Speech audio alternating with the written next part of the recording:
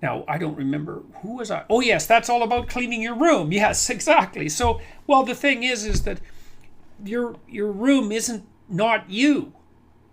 It's actually you.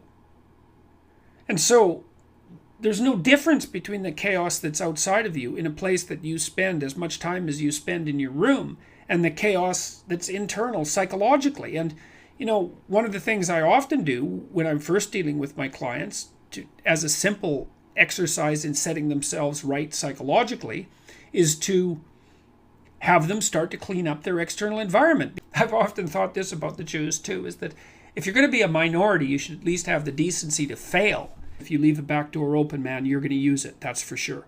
What's my advice?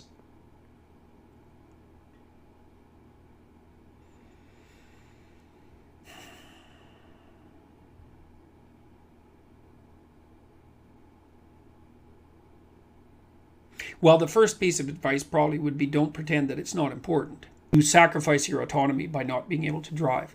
Look, Kenny, I would say take a driver's course and do it badly. Who cares if you have to do it 5 times?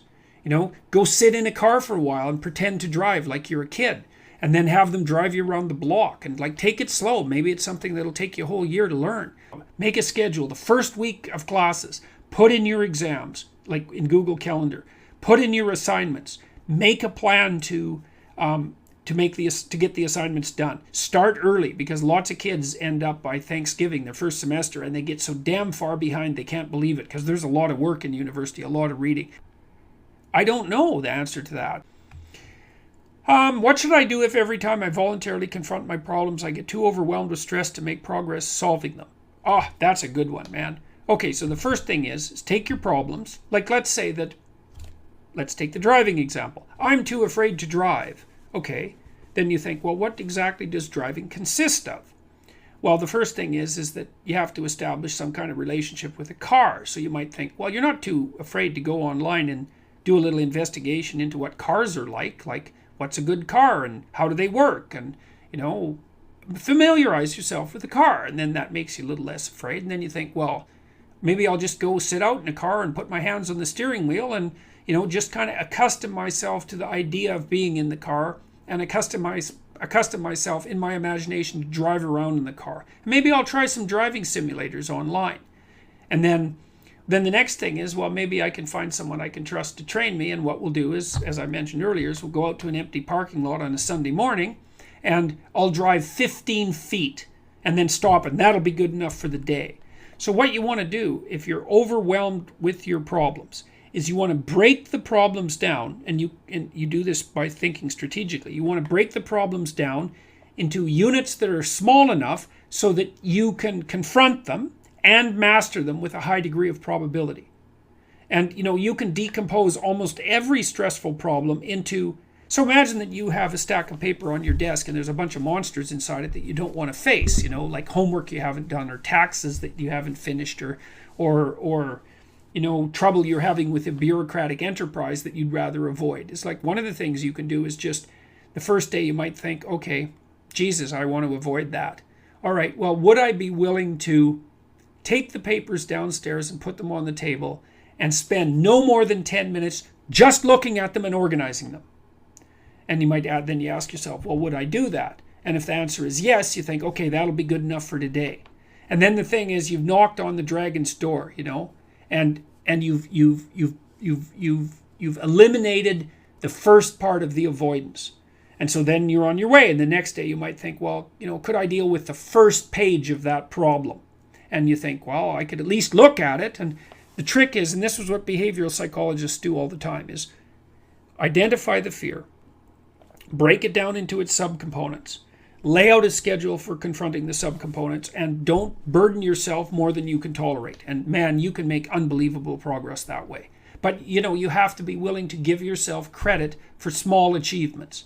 And that's fine, because consistent small achievements add up incrementally across time into absolutely remarkable progress, because you start to get like compound interest on it. So yeah, so that's what you should do. And look, if that doesn't work and you're so overwhelmed that you're just absolutely in stasis, then one of the things that you should consider is that maybe you have an anxiety disorder, maybe you're depressed. Like maybe things have just really collapsed in on you and you have terrible problems. Like, maybe you're sick and you have an ill relative and you're in real financial trouble and you're unemployed. It's like, that's just too much.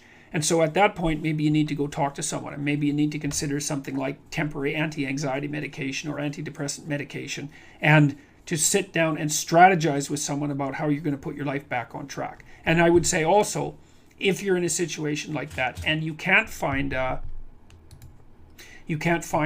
therapist, then try the self-authoring program, because that's what we designed it for. You have the opportunity to learn how to be grateful that you're not starving to death in a ditch, and it's not such a bad thing to start at the bottom, because then you learn what the bottom is like and you learn how to move forward. You need to find someone that you can talk to, that you trust, that's wise. And maybe that'll be a professional.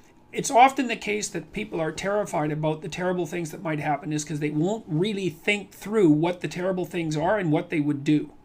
And so think it through, think the catastrophe through, and think about how you would cope with it if it happened. And that should encourage you to some degree. Look, I know people need to eat, and I know that they need security and all of that. I understand that. Start ridiculously, pathetically. Study for 5 minutes a day for a week, and then move it to 10. You'll be able to do that.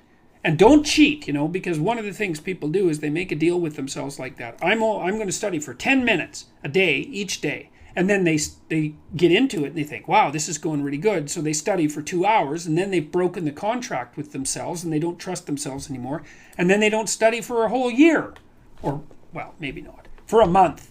So, but set your contract. Ask yourself, what could I do to move myself forward to my goal that I would do? And then how could I improve that incrementally? So that's the right way of going about that. So, okay.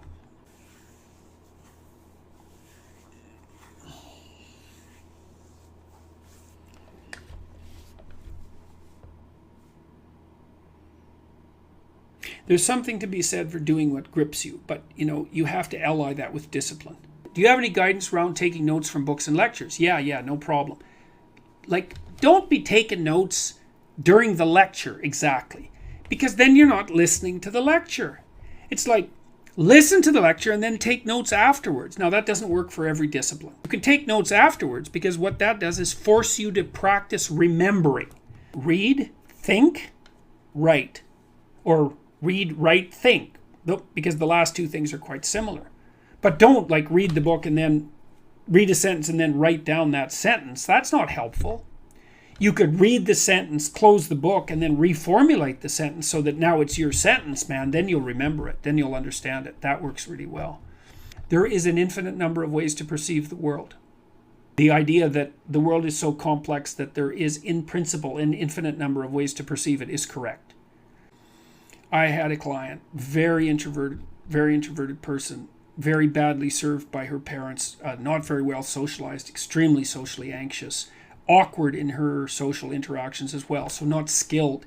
And also alone. She didn't have an intimate relationship or really any family, so quite isolated person and terrified of social interactions. Like, she couldn't even go out and have a coffee with me as her therapist as a practice exercise when we first met. And man, she's made progress like you wouldn't believe, like unbelievable progress. Doing public appearances on stage even. Go to Toastmasters, do some public speaking. Join meetup.com.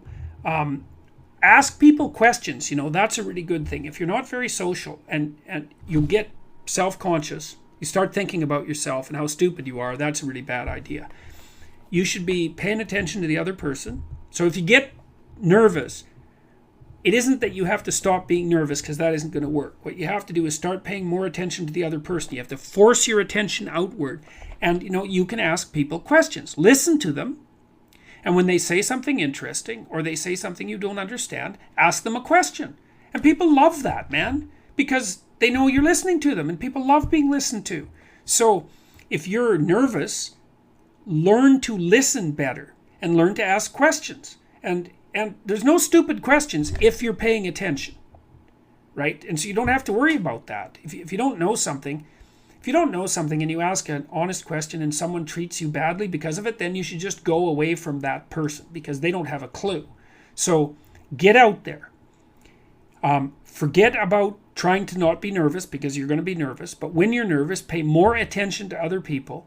Listen to them carefully. Watch them, because then your natural social abilities will kick in, and ask them questions.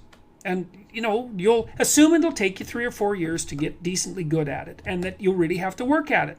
But it's worth it, man. So just go out there and do it, and you'll figure it out. You'll figure it out.